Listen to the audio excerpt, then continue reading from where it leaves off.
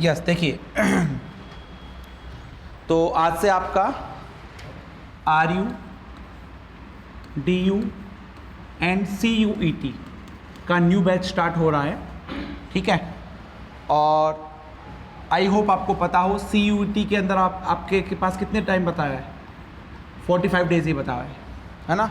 इसमें तो फिर भी टाइम है तुम्हारे पास। RU के अंदर तो राजस्थान यूनिवर्सिटी वाले एग्जाम में काफ़ी टाइम है, इसमें भी टाइम मिलेगा, लेकिन इसमें टाइम नहीं है ज़्यादा तुम्हारे पास में, ठीक है। DU अपना अलग एग्ज़ाम लेता है, CUET के थ्रू जितने भी सेंट्रल यूनिवर्सिटीज़ हैं, JNUs हैं, इन सब के एग्ज़ाम्स होते हैं, ठीक है ना। चलिए तो सबसे पहले मैं एक बार पैटर्न आपको बता देता हूँ और किस तरह से तुम्हारी क्लासेज होगी मैं आपको वो भी बता दूंगा, ठीक है। तो पैटर्न देखो, सबसे पहले राजस्थान यूनिवर्सिटी का अगर मैं देखूँ तो राजस्थान यूनिवर्सिटी में आपके पास टोटल 100 क्वेश्चंस आएंगे, ठीक है। इन सब की पिक्चर है ना बिल्कुल क्लियर हो जानी चाहिए आपकी कि इस एग्ज़ाम में ऐसा होता है, इस एग्ज़ाम में ऐसा होता है। अब 100 क्वेश्चंस ये सारे तुम्हारे पास फिजिक्स के ही आएंगे और इसमें जो टाइम होता है तुम्हारे पास वो कितने टाइम होता है, 2 आवर्स का होता है। सबसे अच्छी बात यह है इसके अंदर, मतलब अगर आप क्वेश्चन गलत भी करते हो उसका कोई नेगेटिव मार्किंग आपका नहीं होगा, ठीक है। फाइनल सिलेक्शन में जो RU का जो रिटन एग्ज़ाम होता है इनमें से 70% काउंट करते हैं एंड 30% ऑफ BSc। आपका ओवरऑल जो परसेंटेज है, नॉट ओनली फिजिक्स, ओवरऑल जो परसेंटेज है उसमें से 30% जो काउंट होगा वो आपका होगा फाइनल सिलेक्शन के अंदर BSc का, और 70% आपका होगा रिटन एग्ज़ाम का। तो ये पैटर्न तो है आपका RU का, ठीक है। इसके बाद में मैं बात करता हूँ CUET का। तो CUET के अंदर क्या होगा, तुम्हारे पास में 2 पार्ट में पेपर आएगा, पार्ट A और पार्ट B। पार्ट A में तुम्हारे पास 25 क्वेश्चंस होंगे, पार्ट B में तुम्हारे पास 75 क्वेश्चंस होंगे, ठीक। 75 ये सभी किसके होंगे, फिजिक्स के होंगे। और पार्ट A में जो क्वेश्चन होंगे 25 ये किसके होंगे, जनरल एप्टीट्यूड के क्वेश्चंस होंगे आपके पास में, जिसमें मैथमेटिक्स, रीजनिंग, थोड़ा इंग्लिश, ये सब आ सकता है तुम्हारे पास में, ठीक है। अच्छा, एक जो क्वेश्चन होगा, ईच क्वेश्चन 4 मार्क्स का होगा, 4 नंबर का होगा, और जो नेगेटिव मार्किंग होगी यहाँ पे वो कितनी की होगी भाई, -1, यानी कि 1/4 होगा। एक गलत करोगे तो एक -1 नंबर आपका वहाँ पे कट जाएगा। अच्छा, दूसरा तुम्हारे पास में इसका जो टाइम होता है वो कितना होता है, वही 2 आवर्स का इसका टाइम होता है, ठीक है। और जैसे ही आप जितना नंबर लेके आओगे उस हिसाब से आपकी मेरिट लिस्ट बनती है, ठीक। तीसरा तुम्हारे पास है दिल्ली यूनिवर्सिटी DU का, ठीक है। तो DU में तुम्हारे पास क्या होते हैं भाई, टोटल 50 क्वेश्चंस आते हैं। सबसे अच्छी बात यह है कि सारे क्वेश्चंस आपके किसके होंगे, फिजिक्स के होंगे। फिजिक्स के वो क्वेश्चंस होंगे जो कि हम यहाँ पे डिस्कस करेंगे, ठीक है। और फिजिक्स इसमें तुम्हारे पास में ईच क्वेश्चन आपके पास कितने नंबर का होगा भाई, 4 नंबर का। और नेगेटिव मार्किंग बस ओनली इतना दे रखा है कि नेगेटिव मार्किंग होगी, तो आप ये मान के चलिए -1 नेगेटिव मार्किंग होती है इसका, ठीक है। और इसका टाइम भी तुम्हारे पास कितना होता है, 2 आवर्स का टाइम होता है। तो ये अगर ये आप नोट करना चाहो तो नोट कर सकते हो इसको, है ना। ये आपका पिक्चर बिल्कुल क्लियर होनी चाहिए इसकी, ठीक। बाकी देखो मैं आपको बता दूं, अभी आपका आज से है ना 2-2 सब्जेक्ट चलेंगे, क्योंकि हमारा टारगेट है कि कैसे ना कैसे आपका जो CUET का एग्ज़ाम है, जिसका डेट 5, 6, 7, 8, 9, 10, 11, 12 जून को शायद हुआ है ना। तो तब तक आपके जो है ना मैक्सिमम पार्ट कवर हो जाए, क्योंकि हमारा फोकस नॉट ओनली RU के साथ साथ इन जो एग्ज़ाम्स हैं इनके ऊपर भी हमारा फोकस है, ठीक है ना। तो इसके लिए तुम्हारे अभी से ही 2-2 सब्जेक्ट चलेंगे, ठीक है। तो आज सबसे पहले आपका स्टार्ट होगा इलेक्ट्रोमैग्नेटिक थ्योरी, ठीक है ना, EMT, जो कि आपको मोहित सर पढ़ाएंगे। और उसके बाद में आपका क्लास होगा क्वांटम मैकेनिक्स का, जो कि मैं आपको पढ़ाऊँगा, ठीक है ना। तो मोहित सर लगभग 4-5 सब्जेक्ट करवाएंगे और 3-4 सब्जेक्ट बची हुई मैं आपको कवर करवाऊंगा पूरी, ठीक है। अच्छा, इसका क्लास का लेवल कैसा रहेगा, मतलब मीडियम कैसा रहेगा, हिंदी होगा या इंग्लिश होगा, तो दोनों मीडियम रहेंगे। कहने का मतलब देखो, जैसे मैं आपको भी एक्सप्लेन कर रहा हूँ, चीज़ें बता रहा हूँ, तो एक्सप्लेन कुछ इस तरह से ही होंगी, बिल्कुल हिंदी में जैसे अपन बात कर रहे हैं, हर एक चीज़ आपको समझ में आएगी, लेकिन जो फिजिक्स के वर्ड होंगे उसको इंग्लिश में ही लिखेंगे। जैसे तुम लेक्चर देखोगे ना तो आपको अपने आप समझ में आ जाएगा। कहीं पे भी आपको डाउट हो तो तुरंत पूछिए कि सर इसका मतलब समझ में नहीं आया, तो आपको डाउट तुरंत क्लियर हो जाएगा, है ना। प्रॉपर वे में आपको नोट्स बनाने हैं, मतलब ऐसा नहीं करना है कि 2 दिन आए 3 दिन आए फिर आप छुट्टी कर दिए 2 दिन की। 2 महीने कंटिन्यूसली तैयारी करनी है अच्छी वाली। अगर अच्छे से तैयारी कर लोगे तो आप MSc जो है अच्छी जगह से करोगे, नहीं तो फिर वही प्राइवेट कॉलेज में किसी से भी एडमिशन ले लो। समझ में आ रहा है? अच्छी जगह से MSc होगी, आपका फ्यूचर आगे बिल्कुल सिक्योर रहेगा। ठीक है, तो पूरे 9 सब्जेक्ट्स बिल्कुल डिटेल में पढ़ाए जाएंगे, जिसमें आपको कोशिश ये रहेगी कि साथ में आपको याद भी करवा दें, और जो PYQs हैं जैसे RU CUET में DU में जो प्रीवियस ईयर क्वेश्चन आए हुए हैं वो भी आपको साथ की क्लास में ही जो है आपको सोल्व करवा दिए जाएंगे। ठीक है, तो अभी आपका क्लास स्टार्ट होगा सबसे पहले EMT का। ठीक है मोहित सर?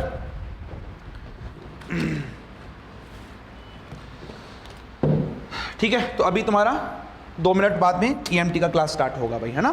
प्रॉपर वे में नोट्स बनाने हैं, ठीक है। ऐसा नहीं करना कि आप नोट्स नहीं बना रहे हैं, प्रॉपर वे में नोट्स बनाने हैं। इसको नोट कर लो आप जल्दी से, और जो पढ़ाया जाए उसको डेली रिवाइज करना है, बस ज़्यादा कुछ नहीं करना फिर आपको।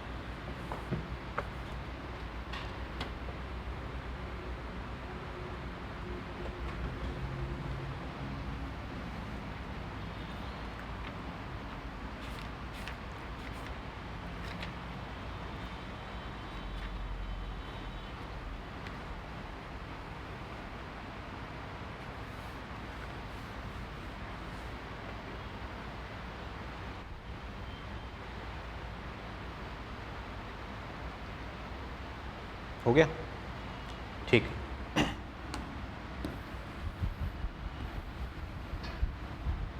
तो सबसे पहले जो स्टार्ट करेंगे हम लोग BSc फर्स्ट ईयर का जो पेपर है आपका, ठीक है, इलेक्ट्रोमैग्नेटिज्म, यहाँ से स्टार्ट करेंगे अपन। ठीक है, तो देखो EMT का जो पेपर है ना आपका, यहाँ से अगर मैं मेनली RU की बात करूँ, राजस्थान यूनिवर्सिटी एंट्रेंस की, तो देखा गया है कि लास्ट के 2-3 बार जो भी एग्ज़ाम हुआ है, 2022 में हुआ है, उसके बाद 2021 का हुआ है, 2019 हुआ है। ठीक है, तो अगर लास्ट 3 एग्ज़ाम्स की मैं बात करूँ ना, तो लगभग यहाँ से 11 से 12 क्वेश्चंस आपको जो है EMT वाले पेपर से देखने को मिलते हैं। ठीक है, हो सकता है कई बार 11 हो सकता है कई बार 13 भी हो जाए, लेकिन एवरेज ऑन एवरेज अगर मैं बात करूँ तो कितने क्वेश्चन निकलते हैं यहाँ से? 12 क्वेश्चन आपके RU MSc एंट्रेंस के अंदर निकलते हैं। ठीक है, और देखो जितने भी क्वेश्चन आएंगे ना आपके पास, 11 आए, 12 आए या 13 आए या जितने भी आए, वो सारे के सारे क्वेश्चंस आपको एज इट इज़ कहाँ से मिलेंगे? बुक के अंदर से ही मिलेंगे। समझ रहे हो बात? ऐसा कुछ भी नहीं होगा कि कोई अलग ही कॉन्सेप्ट निकाल के आपसे कुछ अलग ही क्वेश्चंस पूछ लिया। यहाँ तक कि न्यूमेरिकल्स भी 99% चांस ये होते हैं कि जैसा बुक के अंदर आपको दिया गया है न्यूमेरिकल, एज इट इज़ वो न्यूमेरिकल आपसे पेपर के अंदर पूछा जाता है। ठीक है, तो अभी जैसे जैसे अपन टॉपिक स्टार्ट करेंगे तो साथ के साथ में प्रीवियस ईयर जो क्वेश्चंस हैं, है ना, वो भी अपन साथ के साथ सॉल्व करते हुए जाएंगे, जिससे आपको पता लगेगा, है ना, पिक्चर क्लियर होती जाएगी कि हाँ वास्तव में जैसा अपन लोग बुक में से पढ़ रहे हैं वैसा कि वैसा एग्जाम में पूछा जा रहा है। बात समझ में आई? ठीक है, तो सबसे पहले स्टार्ट करते हैं अपन लोग चैप्टर नंबर 1 से स्टार्ट करेंगे यहाँ।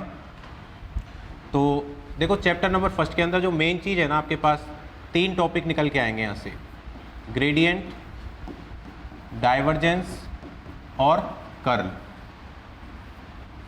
EMT की बुक के फर्स्ट चैप्टर के अंदर ओनली 3 चीज़ों के ऊपर या 3 टॉपिक्स के ऊपर अपने को डिस्कशन करना है। ठीक है, ग्रेडियंट, फिर डाइवर्जेंस और उसके बाद में कर्ल।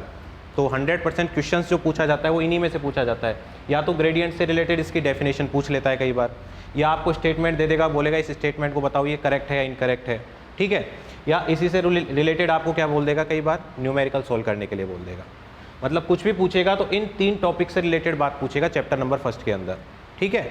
या तो ग्रेडियंट के बारे में पूछेगा, या तो डाइवर्जेंस के बारे में पूछेगा, या तो कर्ल के बारे में, या तो डेफिनेशन पूछ सकता है, या डायरेक्ट फॉर्मूला पूछ सकता है, या आपको स्टेटमेंट्स दे देगा 3-4 स्टेटमेंट, बोलेगा कौन सा स्टेटमेंट करेक्ट है या कौन सा स्टेटमेंट इनकरेक्ट है, ठीक है, या इनसे रिलेटेड आपको क्या दे देगा, कोई न्यूमेरिकल सॉल्व करने के लिए देगा। बात समझ में आई?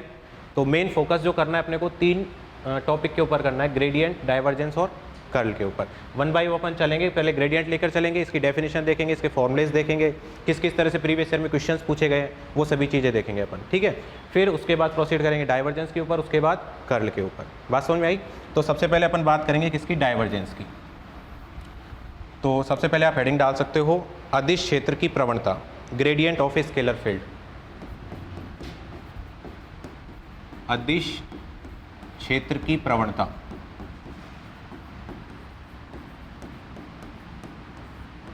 अदिश क्षेत्र की प्रवणता, gradient of A scalar field,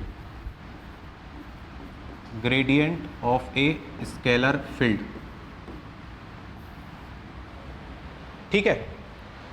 तो देखो मैक्सिमम 99% चांसेस तो ये होते हैं कि आपसे ग्रेडियंट, डाइवर्जेंस, कर्ल में से क्या पूछता है, न्यूमेरिकल पूछता है, ठीक है। आपको एक मेथड पता होना चाहिए कि किस तरह ग्रेडियंट निकालते हैं, किस तरह डाइवर्जेंस निकालते हैं, किस तरह से किसी भी वेक्टर का कर्ल निकालते हैं। अगर वो मेथड आपको पता है तो कोई भी न्यूमेरिकल आप आसानी से सॉल्व कर सकते हो, ठीक है। तो सबसे पहले तो आप इसकी डेफिनेशन लिख लो, अदिश क्षेत्र की प्रवणता किसको बोलते हैं, gradient of A scalar field. लिखो, किसी अदिश क्षेत्र में, किसी अदिश क्षेत्र में,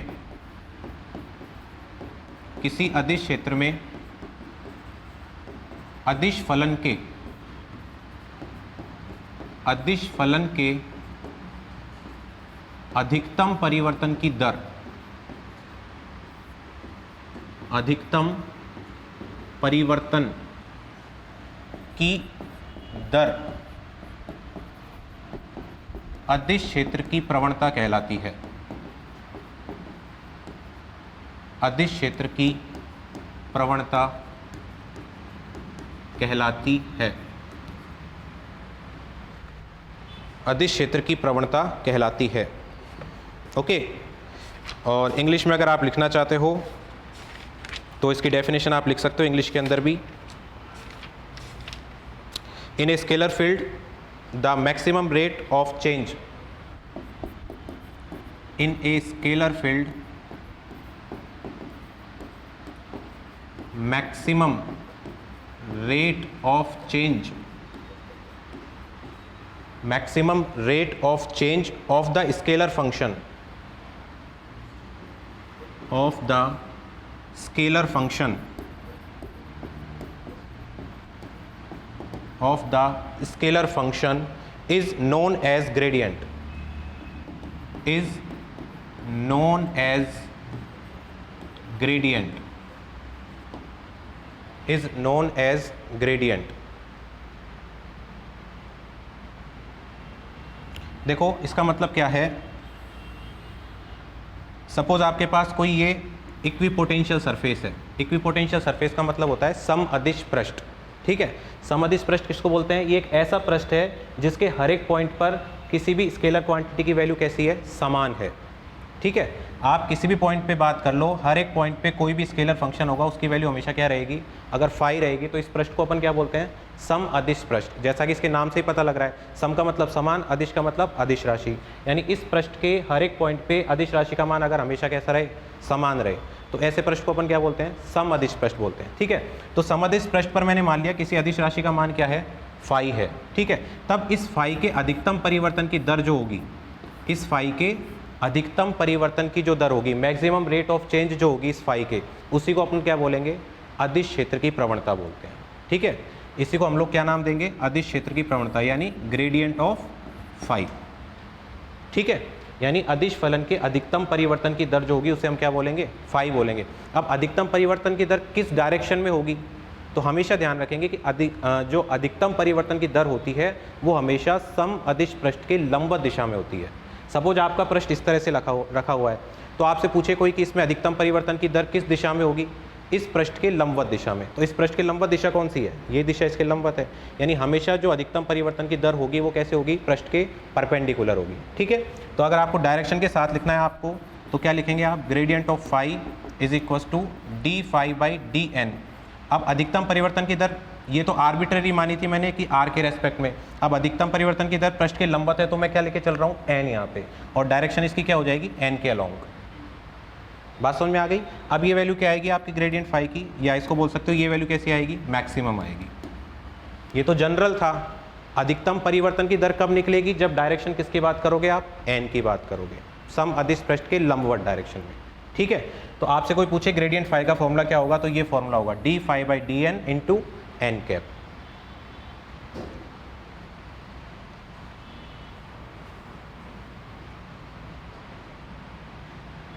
gradient of phi equals to d phi by d n n cap.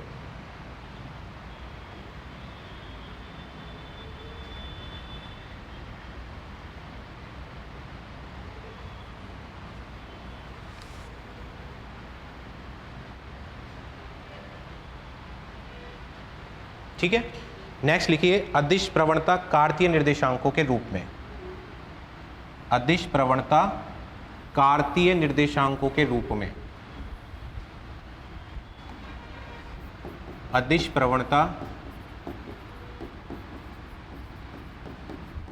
कार्तीय निर्देशांकों, कार्तीय निर्देशांकों के रूप में।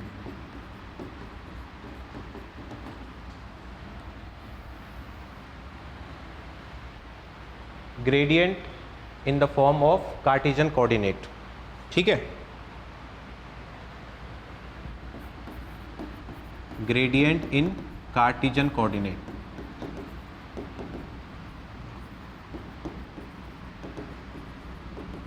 तो आप हमेशा ध्यान रखें, जब भी आपको न्यूमेरिकल के अंदर बोलेगा कि ग्रेडियंट निकालिए किसी भी स्केलर फंक्शन का, सपोज अपने पास स्केलर फंक्शन क्या है? फाई है। ठीक है, और इस फाई की कुछ भी वैल्यू देगा आपको न्यूमेरिकल के अंदर और बोलेगा इसका ग्रेडियंट निकाल के बताइए। ठीक है, तो ग्रेडियंट किस तरह से निकालना है आपको? ग्रेडियंट निकालने के लिए आपको क्या करना है? इसका डेल फाई, जहाँ डेल क्या है? डेल को अपन क्या बोलते हैं? डेल की वैल्यू होती है del by del x I cap plus del by del y J cap plus del by del z के कैप। इसको बोलते हैं डेल ऑपरेटर। ठीक है, डिफरेंशियल ऑपरेटर, अवकलज संकारक। ये डेल होता है जिसको हम क्या बोलते हैं? अवकलज संकारक। डेल को हम क्या बोलते हैं? अवकलज संकारक, डिफरेंशियल ऑपरेटर। ठीक, तो अगर डेल की वैल्यू ये होगी तो फिर अप्लाई किसको करना है आपको? डेल के ऊपर किसको अप्लाई करना है? फाई को अप्लाई करना है। तो फाई को किस तरह से अप्लाई करेंगे? देखो, i cap del by del x phi इसके साथ आएगा, plus J cap del by del y phi इसके साथ भी आएगा, प्लस के cap del by del Z और फाई इसके साथ भी आएगा। ठीक है, कहने का मतलब जिस भी अदिश राशि की आपको प्रवणता निकालनी है, उस अदिश राशि को आपको डेल बाई डेल एक्स के साथ भी लिखना है, डेल बाई डेल वाई के साथ भी लिखना है और डेल बाई डेल जेड के साथ भी लिखना है। उसके बाद नेक्स्ट काम क्या करोगे आप? इसका डिफरेंशिएशन करना है एक्स के रेस्पेक्ट में। इसका डिफरेंशिएशन, पार्शियल डिफरेंशिएशन किसके रेस्पेक्ट में करना है? वाई के, और वहाँ पार्शियल डिफरेंशिएशन किसके रेस्पेक्ट में करोगे? जेड के रेस्पेक्ट में। फिर जो भी आपके पास रिजल्ट आएगा वो आपका आंसर हो जाएगा। ठीक है, अच्छा एक बात मुझे यहाँ बताओ, जब भी आप किसी स्केलर का ग्रेडियंट निकालेंगे तो स्केलर का ग्रेडियंट निकालेंगे तो वेक्टर क्वांटिटी मिलेगी या स्केलर मिलेगी? अदिश राशि मिलेगी या सदिश राशि मिलेगी आपको? मेरा क्वेश्चन समझ में आ गया कि कोई भी अदिश फलन का आप ग्रेडियंट निकालते हैं तो रिजल्ट जो मिलेगा आपको वो अदिश राशि के रूप में मिलेगा या सदिश राशि के रूप में मिलेगा? देखो यहाँ से आप इसको सॉल्व करेंगे। सपोज फाई की वैल्यू आपको कुछ भी दी गई है, फाई की वैल्यू सपोज आपको ये दी गई है x square plus Y square plus Z square. बताओ ये स्केलर फंक्शन है ना, इसमें कहीं डायरेक्शन आ रही है क्या? कहीं नहीं आ रही डायरेक्शन। इसका मतलब ये फाई हो सकता है। अगर ये फाई की वैल्यू है आपके पास तो इस फाई को आप यहाँ पुट करोगे, तो फाई को जब यहाँ पुट करोगे तो इसका एक्स के रेस्पेक्ट में क्या करना पड़ेगा? Partial derivative. तो इस पूरे फंक्शन का बताओ पार्शियल डेरिवेटिव एक्स के रेस्पेक्ट में कितना होगा? 2x होगा। तो आई कैप के साथ तो कितना आएगा बताओ? 2x आएगा। इसी तरह से बताओ जे कैप के साथ में कितना आएगा? 2y। और इसी तरह से के कैप के साथ में कितना आएगा? 2z आएगा। या 2 को आप कॉमन भी निकाल सकते हैं, तो क्या आएगा xi plus yj plus zk। तो मुझे बताओ ये जो क्वांटिटी आपके पास रिजल्ट आ रहा है ये स्केलर है या वेक्टर है? ये वेक्टर है ना। वेक्टर की पहचान क्या होती है? अगर उसमें डायरेक्शन आ रही है इसका मतलब वो वेक्टर है। तो देखो इसमें डायरेक्शन आ रही है ना, आई कैप भी आ रही है, जे कैप भी आ रही है और के कैप भी आ रही है। इसका मतलब क्वांटिटी क्या है? वेक्टर है। तो हमेशा ध्यान रखना किसी भी स्केलर का ग्रेडियंट निकालेंगे तो ऑलवेज जो रिजल्ट मिलेगा वो कैसा मिलेगा आपको? वेक्टर ही मिलेगा। ठीक है, तो आप ये लिख लीजिए। क्या लिखा आपने? ये लिख लीजिए ग्रेडियंट इन कार्टेशियन कोऑर्डिनेट इस तरह से डिफाइन किया जाएगा। ग्रेडियंट को इस तरह डिफाइन किया जाएगा, जहाँ डेल क्या है? अवकलज संकारक है और इसकी वैल्यू इस तरह डिफाइन होती है, del by del x I cap plus del by del y J cap plus del by del z के कैप। ठीक है, और इसको समझने के लिए फिर आप नीचे एग्जाम्पल लिखना।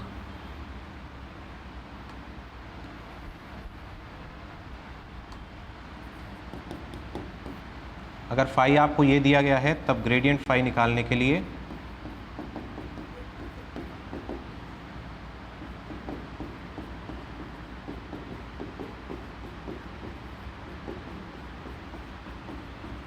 ये तो ग्रेडियंट है और साथ में क्या लिखना है आपको? Phi x square plus Y square plus Z square.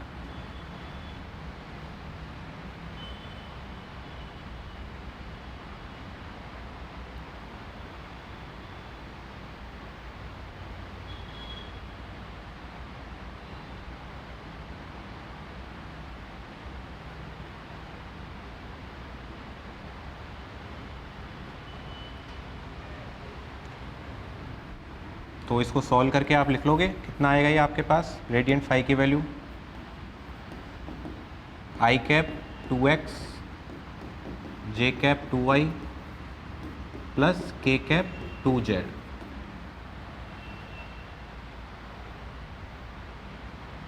ठीक है, तो आप नोट लगा के नीचे लिख लीजिए कि अदिश राशि की प्रवणता सदैव एक सदिश राशि होती है। नोट लगा के लिख लीजिए, अदिश फलन की प्रवणता, अदिश फलन की प्रवणता सदैव एक सदिश राशि होती है।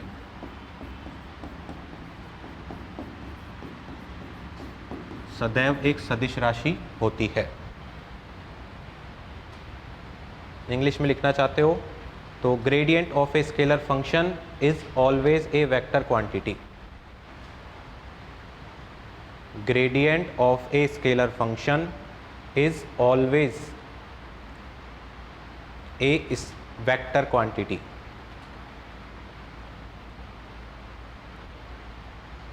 Gradient of a scalar function is always a vector quantity.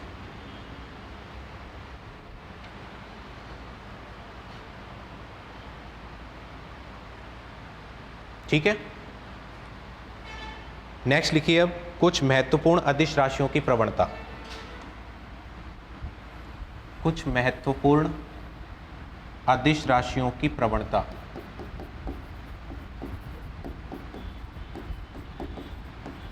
कुछ महत्वपूर्ण अदिश राशियों की प्रवणता। कुछ महत्वपूर्ण अदिश राशियों की प्रवणता। Gradient of some important scalar function. Gradient of some important scalar function.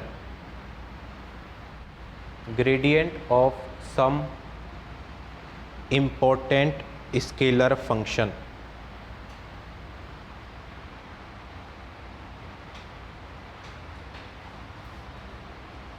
First लिखिए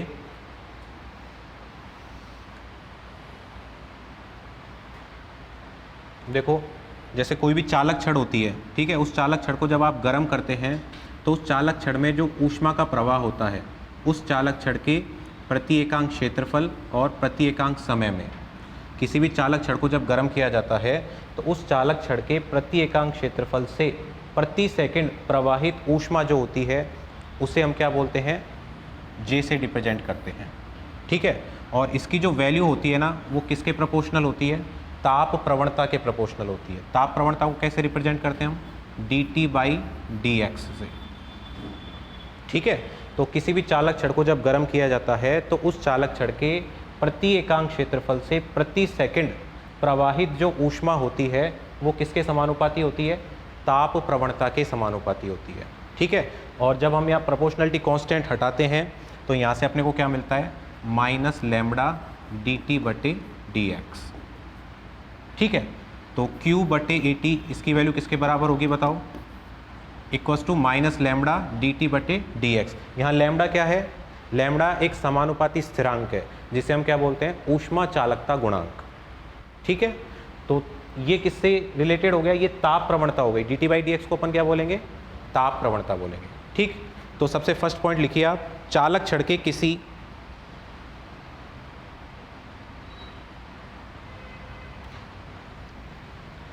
चालक छड़ के किसी अनुप्रस्थ काट क्षेत्रफल के,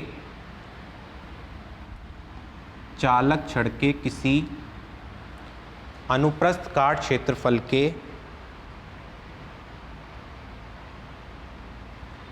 अनुप्रस्थ काट क्षेत्रफल के प्रति एकांक क्षेत्रफल से प्रति एकांक क्षेत्रफल से प्रति सेकंड प्रवाहित, प्रति एकांक क्षेत्रफल से प्रति सेकंड प्रवाहित ऊष्मा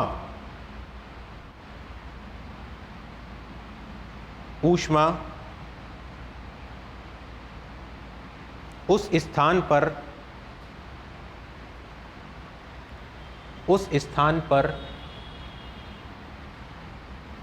ताप प्रवणता के समानुपाती, उस स्थान पर ताप प्रवणता के समानुपाती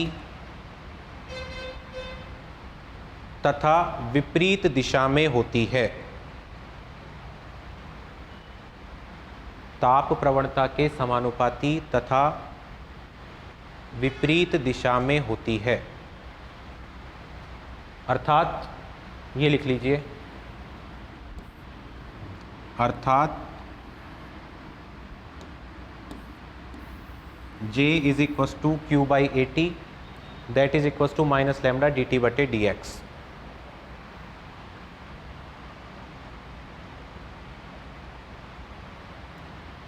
यहाँ लिख लेना, यहाँ लैम्बडा ऊष्मा चालकता गुणांक है, लैम्बडा ऊष्मा चालकता गुणांक, और J क्या है आपके पास, ऊष्मा फ्लक्स। J क्या है आपके पास, ऊष्मा फ्लक्स।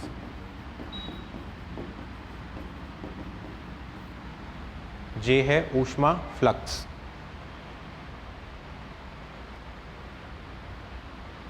और ये जो इक्वेशन है इसको हम बोलते हैं फोरियर नियम, फोरियर नियम।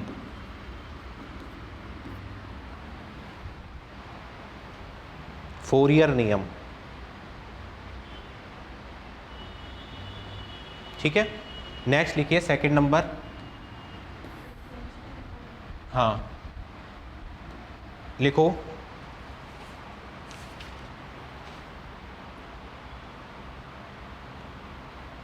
लिखो flow of heat per second, flow of heat per second from unit cross section area, flow of heat per second from unit cross section area of a conductor rod, of a conductor rod is called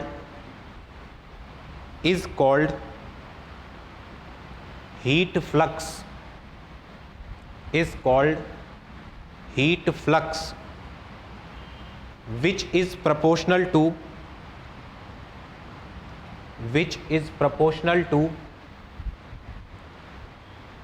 temperature gradient which is proportional to temperature gradient and in opposite direction and in opposite direction and in opposite direction।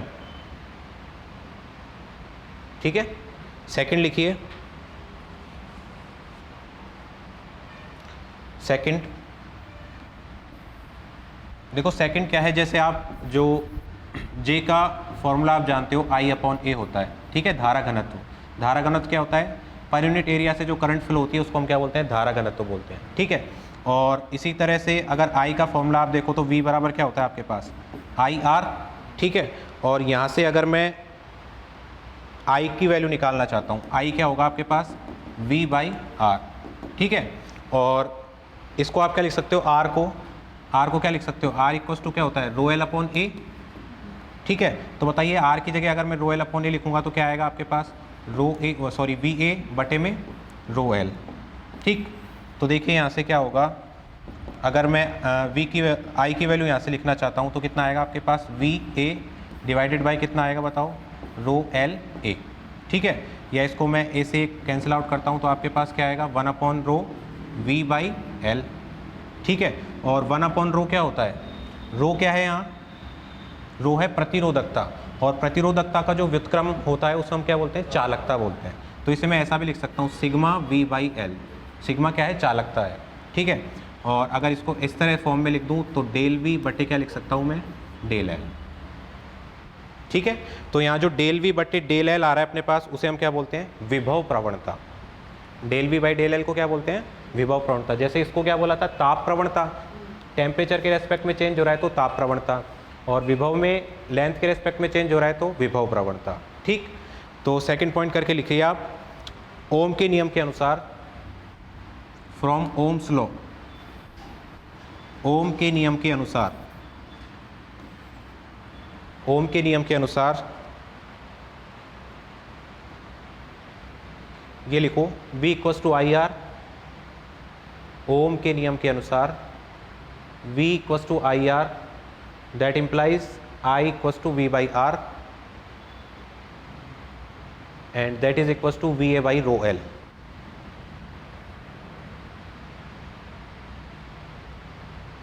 So then ये लिखना है आपको, J equals to I/A,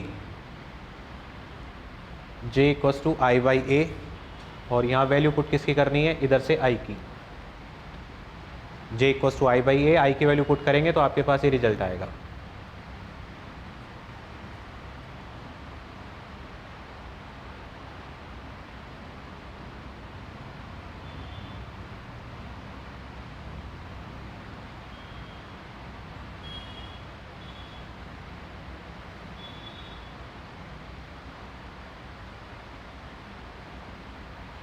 ठीक है, लिखिए, where sigma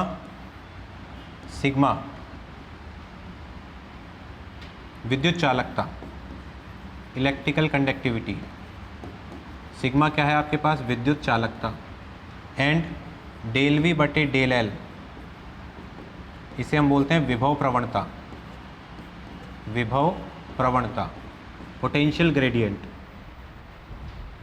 विभव प्रवणता, potential gradient.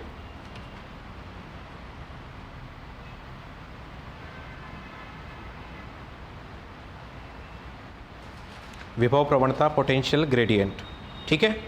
Second, third लिखिए, नेक्स्ट थर्ड,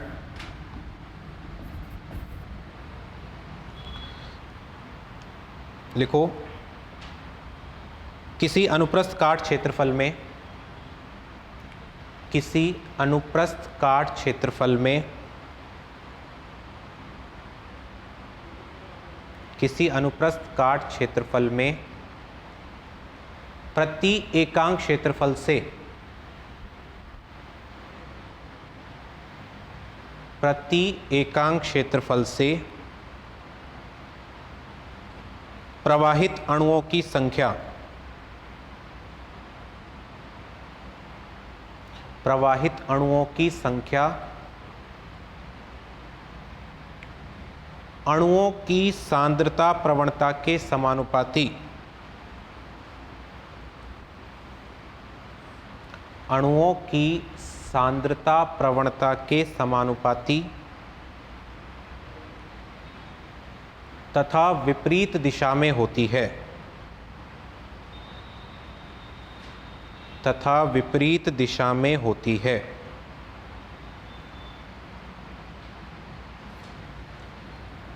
कहने का मतलब अब यहाँ किसकी बात करनी है? प्रति एकांक क्षेत्रफल और प्रति एकांक समय में अणुओं की जो संख्या होती है, ठीक है, वो क्या बोल रहा है कि अणुओं का किसी प्रति एकांक क्षेत्रफल से प्रवाहित अणुओं की संख्या अणुओं की सांद्रता प्रवणता के समानुपाती होती है।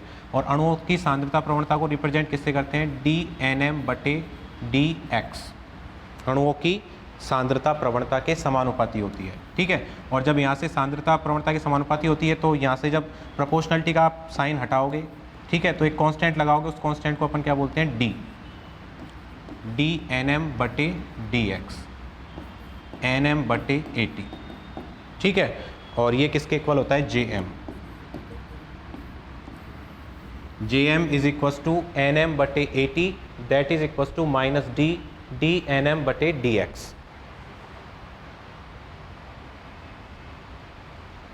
ठीक है। सेम उसी की तरह जैसे फर्स्ट पॉइंट में आपने देखा था, वहाँ क्या देखा था आपने? प्रति एकांक क्षेत्रफल से प्रति सेकंड प्रवाहित ऊष्मा, और यहाँ क्या है? प्रति एकांक क्षेत्रफल से प्रति सेकंड प्रवाहित अणुओं की संख्या, ठीक है। उसे आपने क्या बोला था? dT/dx, ताप प्रवणता, और dNm/dx इसको क्या बोलेंगे? अणुओं की सांद्रता प्रवणता, ठीक है। तो नीचे लिख लीजिए इसके, यहाँ Jm द्रव्यमान फ्लक्स है। जो Jm है उसे हम बोलते हैं द्रव्यमान फ्लक्स, द्रव्यमान फ्लक्स, ठीक है। और dNm/dx, dNm/dx इसे हम बोलते हैं सांद्रता प्रवणता, अणुओं की सांद्रता प्रवणता, अणुओं की सांद्रता प्रवणता। एंड डी क्या है? डी आपके पास है डिफ्यूजन कॉफिशिएंट, विसरण गुणांक। डी है आपके पास विसरण गुणांक, विसरण गुणांक। इनको डिटेल में हम लोग पढ़ेंगे कहाँ पे? थर्मोडायनेमिक्स की बुक होती है ना, उसके अंदर ये तीनों डिटेल्स में है, ठीक है।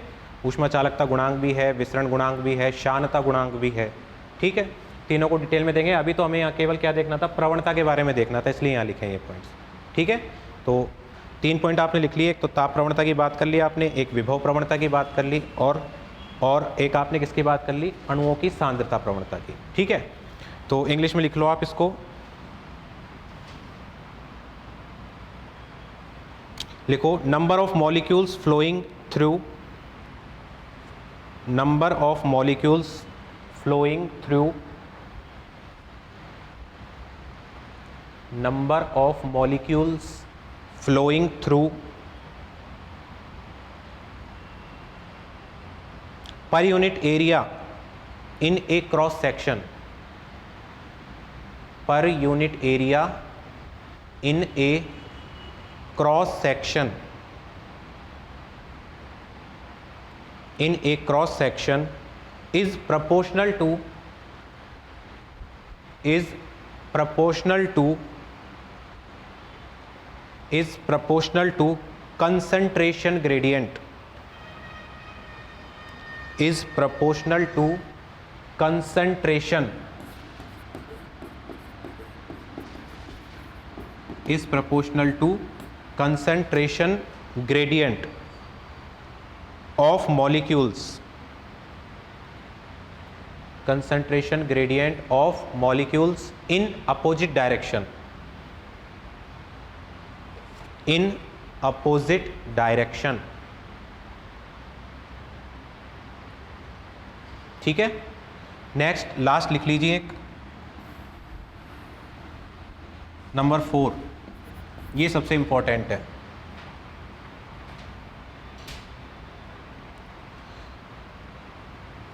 लिखो किसी बिंदु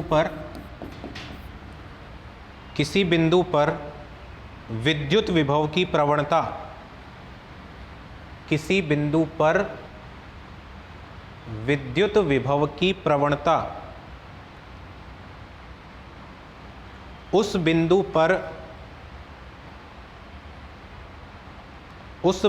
पर विद्युत क्षेत्र की तीव्रता को बताती है। उस बिंदु पर विद्युत क्षेत्र की तीव्रता को बताती है तथा इसकी दिशा विभव पतन की दिशा में होती है, तथा इसकी दिशा विभव पतन की दिशा में होती है।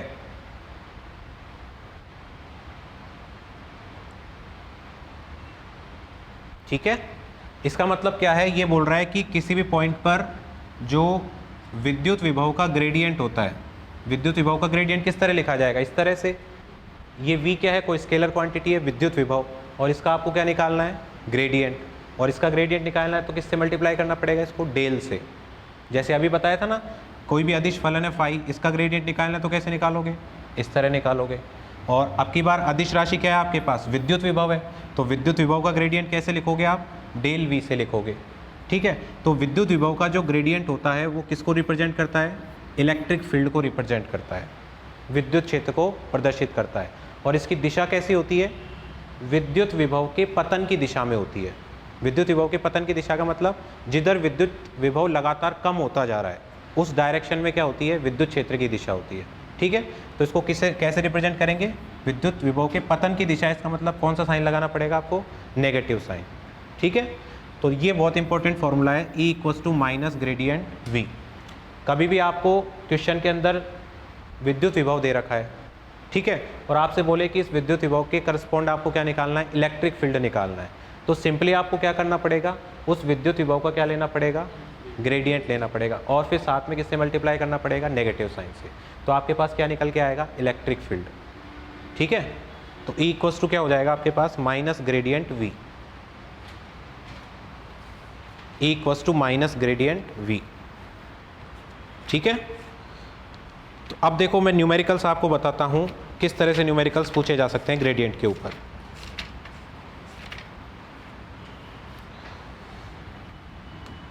सबसे फर्स्ट लिखो एग्जाम्पल,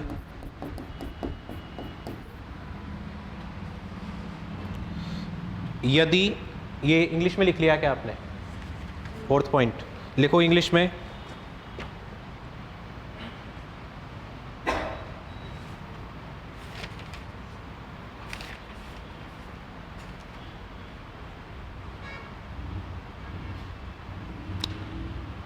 देखो, if in A electric field, if in a electric field, if in a electric field capital V is potential function, capital V is potential function, then gradient of electric potential is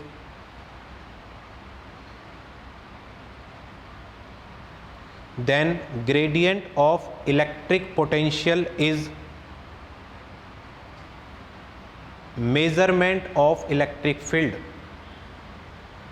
Then gradient of electric potential is measurement of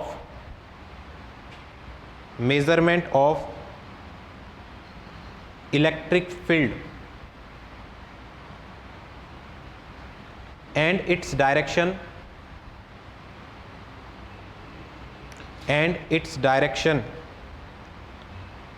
is in the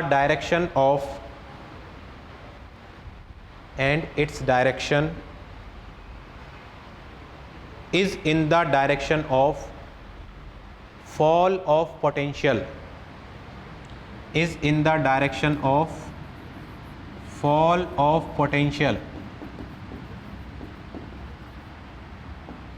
in the direction of fall of potential. ठीक है, numerical लिखो, if यदि phi equals to, यदि phi equals to x square plus Y square plus Z square, phi equals to x square plus Y square plus Z square हो तो बिंदु 1 2 3 पर, बिंदु 1 2 3 पर ग्रेडियंट फाई क्या होगा? बिंदु 1 2 3 पर ग्रेडियंट फाई क्या होगा?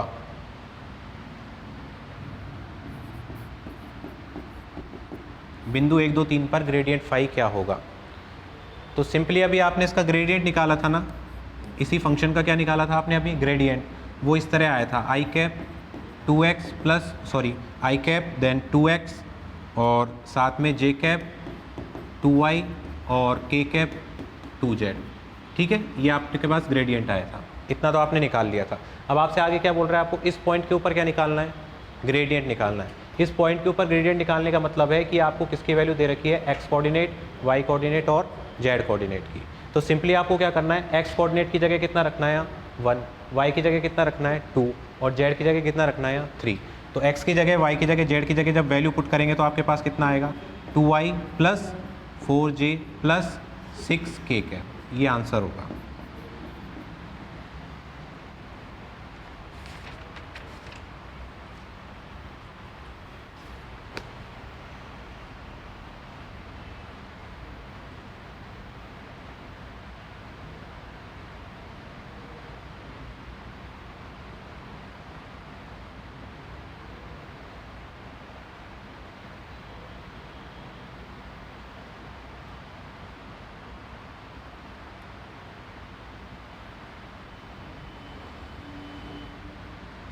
ठीक है, नेक्स्ट देखिए सेकंड नंबर एग्जाम्पल, ये निकालना है आपको gradient of ln r। Log r का क्या निकालना है आपको? ग्रेडियंट निकालना है। ये स्केलर फंक्शन है और इस स्केलर फंक्शन का क्या निकालना है आपको? ग्रेडियंट। जहाँ r क्या है, ये r वेक्टर इस तरह से है, पोजीशन वेक्टर होता है xi plus yj plus zk, ये पोजीशन वेक्टर होता है r। और इसका आपको लॉग के साथ क्या निकालना है? लॉग r का ग्रेडियंट निकालना है।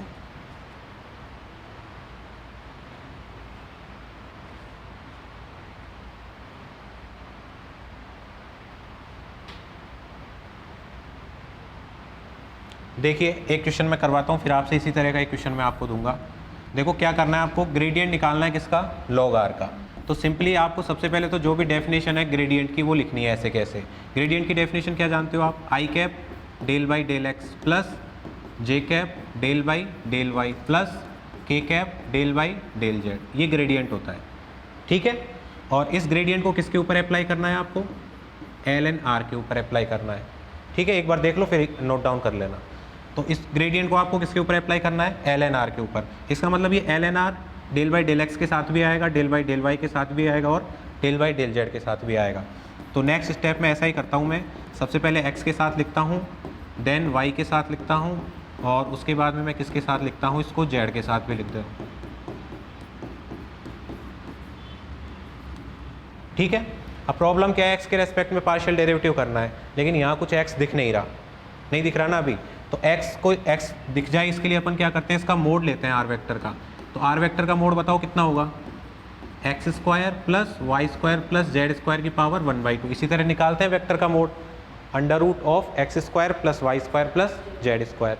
इसका मतलब अगर यहाँ अलग से मैं इसको अगर सॉल्व करूँ एक बार, del by del X ln r को मैं सॉल्व करता हूँ अलग से, तो क्या आएगा मेरे पास? डेल बाई डेल एक्स तो आएगा, साथ में क्या आएगा मुझे बताओ? लॉग r की जगह मैं क्या वैल्यू रख सकता हूँ? X square plus Y square plus Z square की पावर 1/2। ठीक है इतना। अच्छा अब देखो इसको, अब आप क्या कर सकते हो? इसका पार्शियल डेरिवेटिव कर सकते हो आसानी से। बताओ कितना आएगा? एक बात बताओ, लॉग में कोई क्वांटिटी और उसके ऊपर पावर है तो लॉग की प्रॉपर्टी से ये पावर जो होती है लॉग के क्या आ जाती है? आगे आ जाती है। इसका मतलब 1/2 तो डिफरेंशिएशन से बाहर आ जाएगा। आपके पास क्या मिलेगा? डेल बाई डेल एक्स और ln x square plus Y square plus Z square, इतना मिल जाएगा। अब देखो आगे क्या करना है आपको, x के रेस्पेक्ट में करना है पार्शियल डेरिवेटिव। तो log x का डेरिवेटिव क्या होता है 1/x। तो log x का डेरिवेटिव तो सबसे पहले क्या करोगे आप 1/x कर दोगे, यही होता है ना log x का डेरिवेटिव। log x का डेरिवेटिव 1/x होता है। उसके बाद में जो आपने x माना है उसका भी डेरिवेटिव करना होता है आपको। तो x क्या माना है आपने, x square plus Y square plus Z square. इसका और डेरिवेशन करना पड़ेगा किसके रेस्पेक्ट में, x के रेस्पेक्ट में। तो इसका x के रेस्पेक्ट में डेरिवेशन कितना होगा बताओ, 2x होगा। तो किससे मल्टीप्लाई कर दोगे, सिंपली 2x से कर दोगे। तो बताओ लास्ट में आपके पास क्या रिजल्ट आएगा इसका, 2 से 2 तो कैंसिल आउट हो जाएगा और एट लास्ट आपके पास ये मिलेगा x बटे में x square plus Y square plus Z square, इतना मिल जाएगा।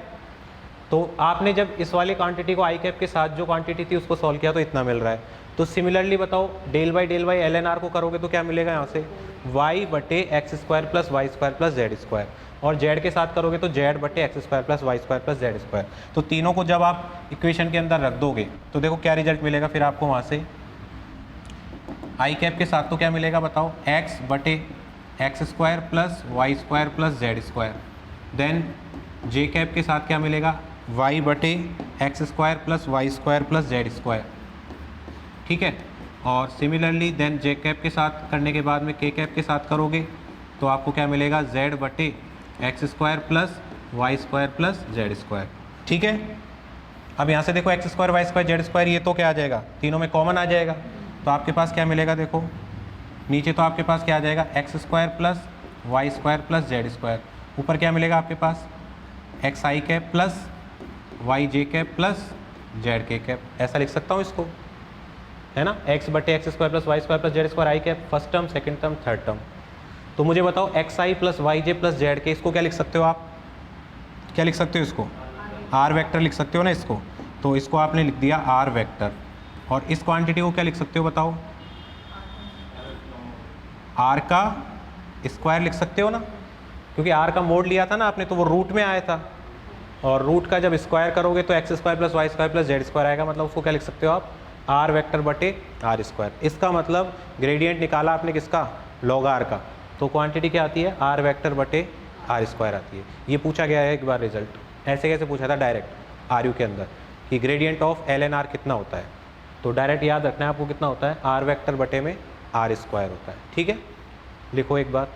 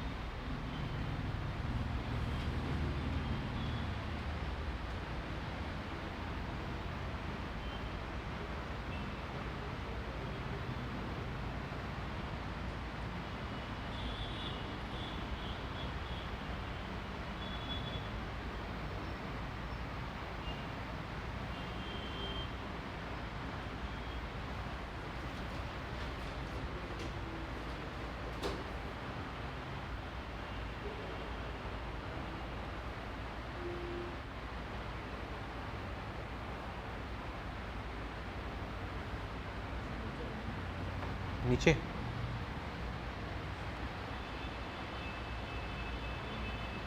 ऊपर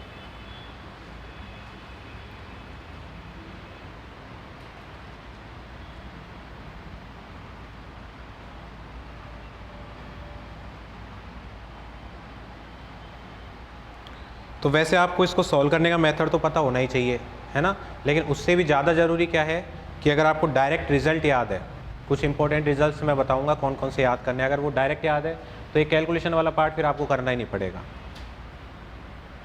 सीधा आपको पता है अगर डायरेक्ट रिजल्ट आर वेक्टर बटे आर स्क्वायर तो सीधा टिक कर सकते हो फिर, ठीक है, अदरवाइज तो फिर कैलकुलेशन से कर ही सकते हो, ठीक है।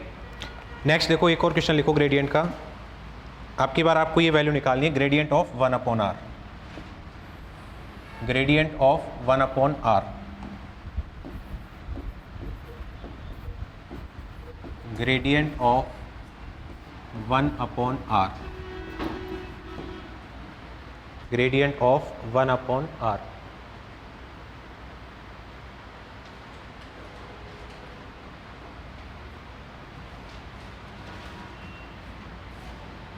आर वेक्टर अगर नहीं भी दिया हो तो आपको पता होना चाहिए पोजीशन वेक्टर है xi plus yj plus Z के कैप।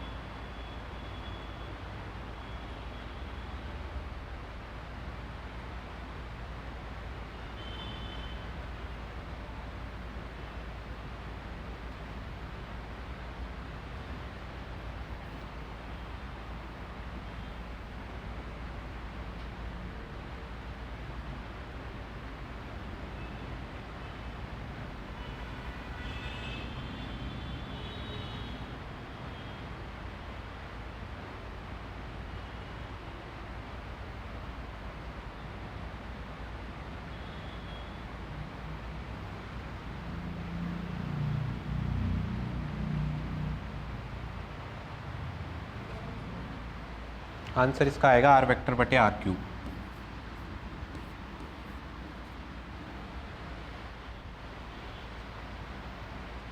देखो एक बार सिंपली आपको उसी तरह से सबसे पहले ग्रेडियंट की डेफिनेशन लिख लेनी है, I cap del by del X plus J cap del by del Y plus के cap del by del Z, और इसके ऊपर अप्लाई करना है आपको 1/r।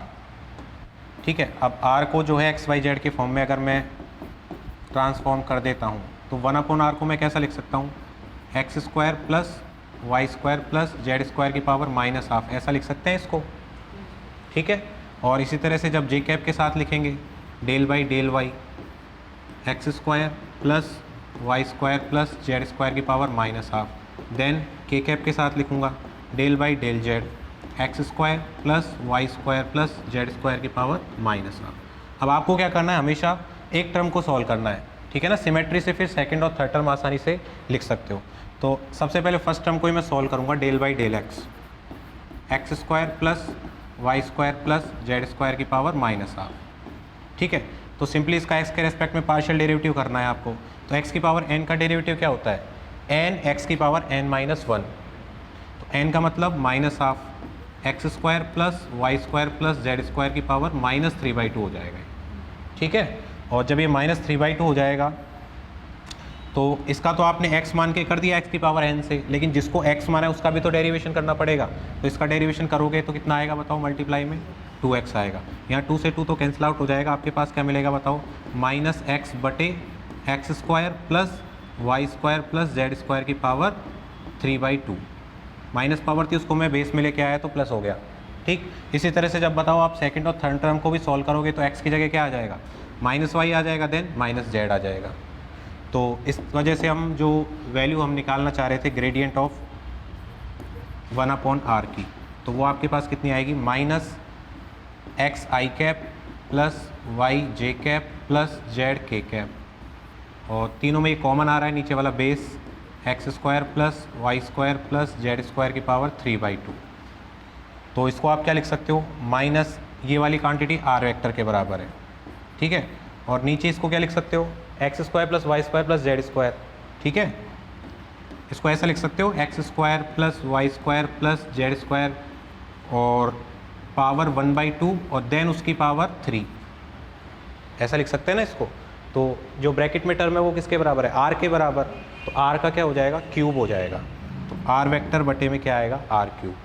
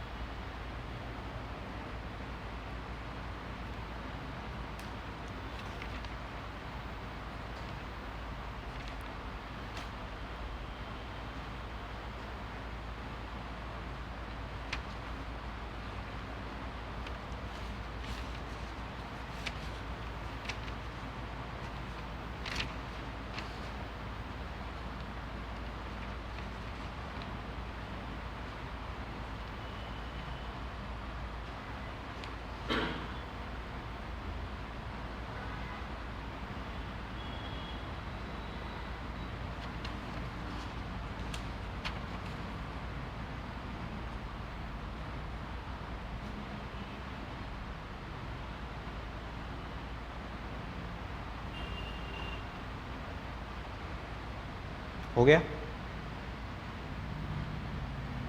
तो ये जो रिजल्ट है ना, gradient of 1/r is equal to -r vector बटे r क्यूब, ये भी प्रीवियस ईयर पूछा गया था।